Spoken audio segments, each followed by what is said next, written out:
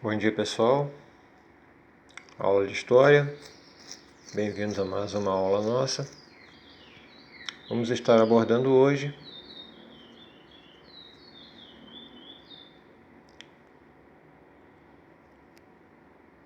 o capítulo 21 de História, da apostila 3, Período Democrático, Governos JK e Jânio Quadros.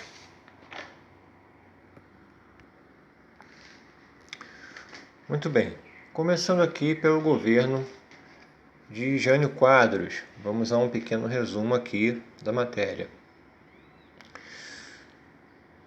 Jânio Quadros nasceu no Mato Grosso, onde atualmente corresponde ao território de Mato Grosso do Sul, em 25 de janeiro de 1917.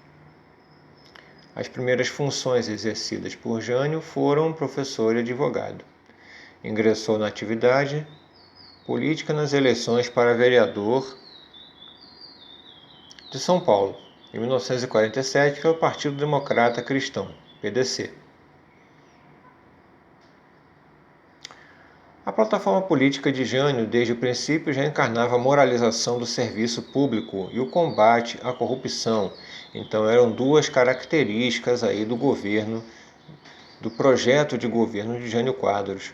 Com essa plataforma, Jânio tornou-se deputado estadual em 1950 e foi eleito prefeito de São Paulo em 53. Como prefeito, uma das primeiras iniciativas foi a demissão em massa de funcionários públicos. Eleito governador do estado em 55, aproximou a gestão estadual à presidência da República do presidente então Café Filho, possibilitando a recuperação econômica do estado. Durante o governo presidencial de Juscelino Kubitschek, o estado de São Paulo foi o mais beneficiado no plano de metas, com o crescimento industrial e a concessão de crédito. Entretanto, Jânio permaneceu alinhado politicamente à União Democrática Nacional, a UDN.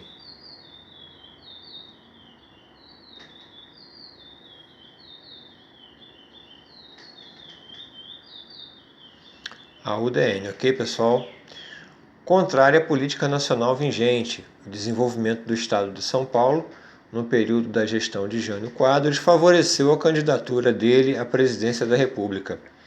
Em 20 de abril de 59, foi fundado um movimento pela candidatura de Jânio Quadros à presidência do país, o Movimento Popular Jânio Quadros, MPJQ.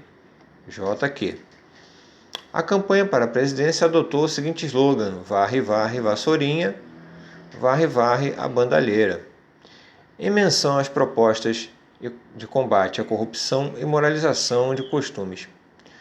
Candidataram-se ao pleito presidencial de 1960 o Marechal Teixeira Lott, pela chapa formada pelo Partido Social Democrático, PSD, e pelo Partido Trabalhista Brasileiro, o PTB. Ok, pessoal?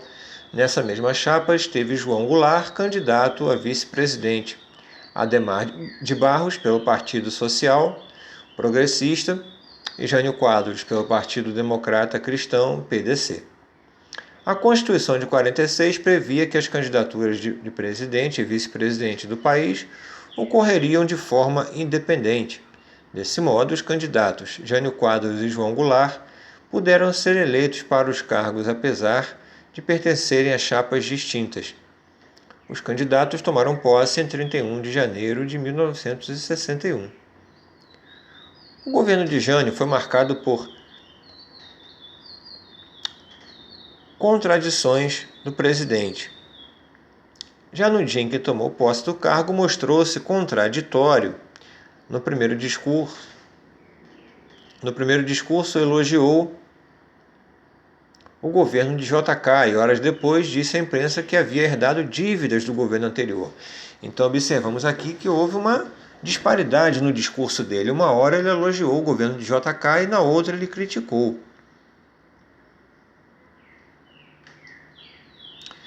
disse que não havia gerido bem o país.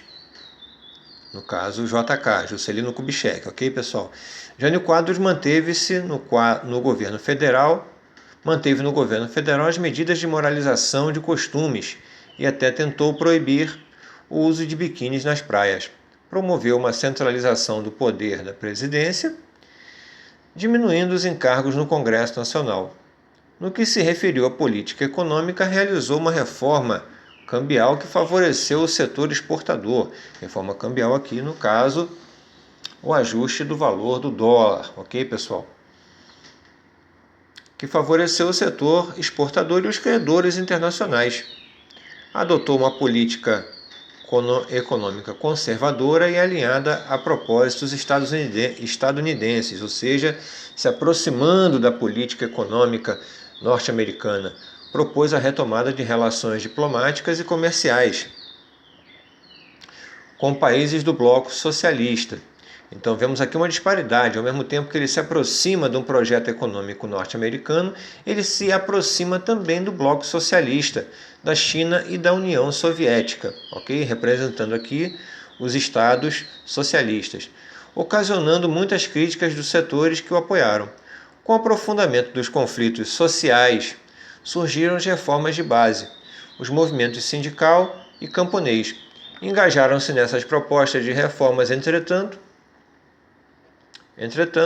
o governo estabeleceu relações dúbias com esses movimentos, ou seja, reações dualistas, de duas faces. Em 1º de janeiro de 61 foi realizada a conferência em Punta del Este, no Equador, pessoal, em que se discutiu a relação dos países americanos com os Estados Unidos da América. Após essa conferência, Ernesto Che Guevara, conhecido guerrilheiro socialista, que lutou na América do Sul pela imposição de projetos socialistas, principalmente em Cuba, onde ajudou Fidel Castro a tomar o poder. Ministro da Economia de Cuba, então nessa época, o Che Guevara visitou o Brasil e a Argentina para agradecer o posicionamento dos governos nesses países favorável a Cuba. Che Guevara recebeu de Jânio Quadros a condecoração da Ordem Nacional do Cruzeiro do Sul, inquietando setores conservadores, militares e civis. Bom, podemos observar aqui mais uma dualidade desse comportamento do Jânio, porque uma vez que ele se aproxima politicamente falando dos Estados Unidos, ele também é bastante favorável a elementos, a figuras ligadas ao socialismo, ao comunismo, principalmente no que diz respeito a Cuba, na pessoa aqui de Che Guevara, que ele recebe pessoalmente aqui no Brasil. O que vai inquietar setores conservadores, militares e civis da sociedade. A condecoração de Che Guevara e restituição de jazidas de ferro em Minas Gerais ao governo federal e a viagem do vice-presidente João Goulart à China foram fatores que levaram os militares a exigirem a deposição da presidência de Jânio Quadros. A União Democrática Nacional, entendemos aqui o partido UDN, que era a base política do governo Jânio Quadros, tornou-se oposição. A primeira figura política da UDN, Carlos Lacerda, então conhecido militante comunista aqui da nossa sociedade naquele recorte temporal, declarou em rede nacional de rádio e televisão que Jânio estaria conspirando para instaurar um golpe de Estado. No dia seguinte, Jânio Quadros renunciou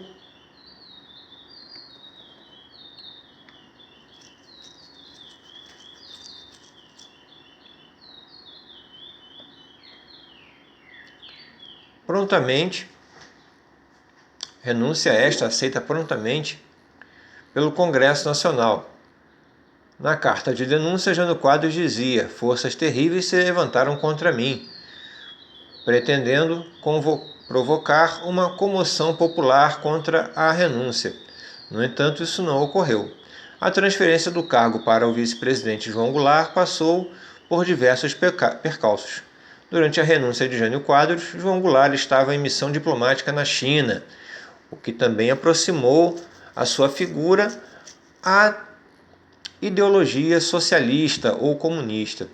E sua imagem era relacionada ao regime comunista por parcela das Forças Armadas e por grupos de direita. Para tentar impedir que João Goulart assumisse o cargo, os ministros militares do governo de Jânio Quadros formaram uma junta militar.